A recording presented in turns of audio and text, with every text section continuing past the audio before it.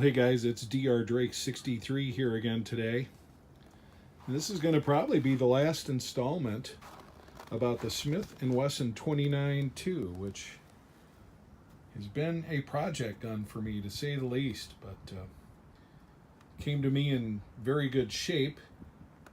Some nice grips, an excellent trigger, and have enjoyed very much shooting this. I'm going to show you some range footage from earlier today where we put about, I think close to 100 rounds, mostly 44 mag, some hand loads that I got from somebody, some Fianchi that I purchased, and as well as a dozen or so rounds of 44 special.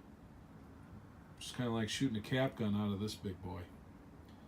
But after spending some time and some effort to do some things, some modifications, which you can reference my prior videos about this firearm, we have this exactly like we like it. It's got the appropriate rear sight attachment to it. I was able to get that sighted in at the range today with an adjustment after my first 6 rounds. Put it spot on for windage and elevation. We addressed some end shake on the cylinder and was concerned, or not concerned, but on the lookout for, hey, are we going to have some issues with cycling because of the work that I did installing those power bearings? Did not. So just basically all around, everything working great. Great trigger, very accurate shooter, and Clint Eastwood's Smith. It's the only thing about this that would keep this from being a collector's item is somewhere along the line somebody named CES owned this firearm. And it was suggested to me that this is Clint Eastwood Smith. That's what it stands for. Truth in advertising, guys. No, it's not. This one belongs to Dr. Drake now, but got a little bit of character there, without a doubt.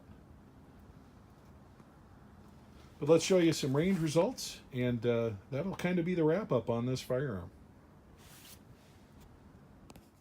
So off to the range we go, starting out with some 240 grain Fiocchi. I'm going to go ahead and take our first shots with the newly repaired, or I should say modified, end shake. Mentioned that I had shot this prior before making that repair, and it shot great. Wanted to make sure that everything still functions well as get this sighted in with the new rear sight assembly. So not figuring that that was going to be correctly sighted in after installation, and it wasn't. It was shooting to the left. So as we have learned, you move the rear sight the direction you want it to go. So we made that direction. We moved it to the right. And after doing so, came back and found that we're right where we want to be. There's our next 6-shot group, this also in single action.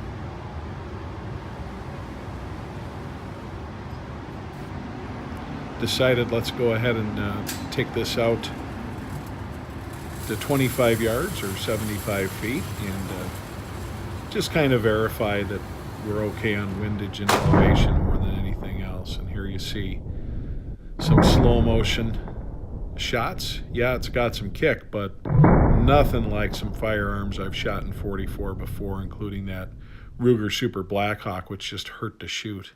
So here we are out at 25 yards. You can see about where we need to be. I can shoot better than that, but that's how I shot today. Now we're going to show you double action results. Again, just a really nice trigger. Trigger I think that in the past has been worked on.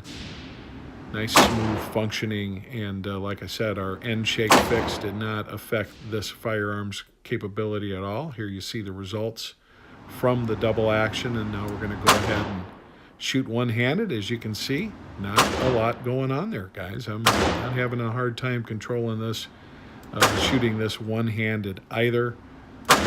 This is a 44 Magnum that I can actually shoot all day long. It just doesn't hurt to do it. Of course, we like to see how fast we can shoot them as well. Let's see as well when get this sighted in there, and here you go with some single action, taking my time. You can see some real nice groups, kind of a clover leaf there, which is we like to do. This is shooting at 30 feet or 10 yards, which is my standard practice. I don't believe in that 21-foot stuff, but that's just me. This is speed shooting 586 and 357. I wanted to compare that to speed shooting this 44 Magnum.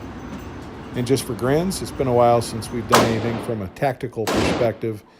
Here we are shooting that 300 blackout today, running some rounds through that as well. I enjoy shooting these iron sights. That's definitely the way I like to go. But I promise to get back into some more of the tactical stuff here as we get into more outdoor shooting time. It's been a while.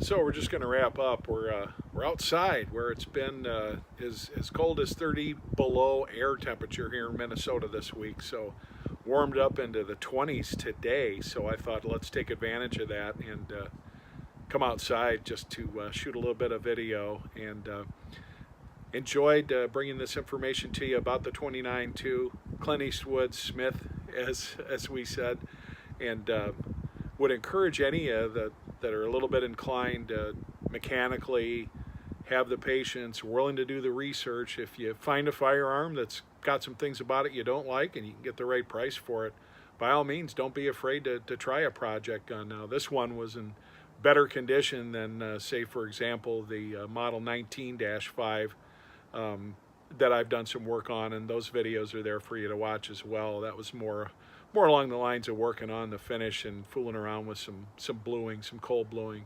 This one didn't need any of that. It just needed some parts changed out and a little bit of work that you might consider gunsmith work. But if you have the inclination, I encourage you to try it. It's fun.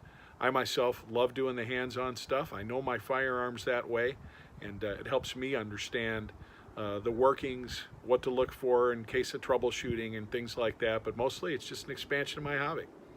This is DR Drake 63 saying thanks for watching. Have a great day. I want to thank those of you who's watched this small series of videos on the 29-2 Clint Eastwood Smith. You've seen some of the things I've done to put it into what I consider to be a really fine shooting shape.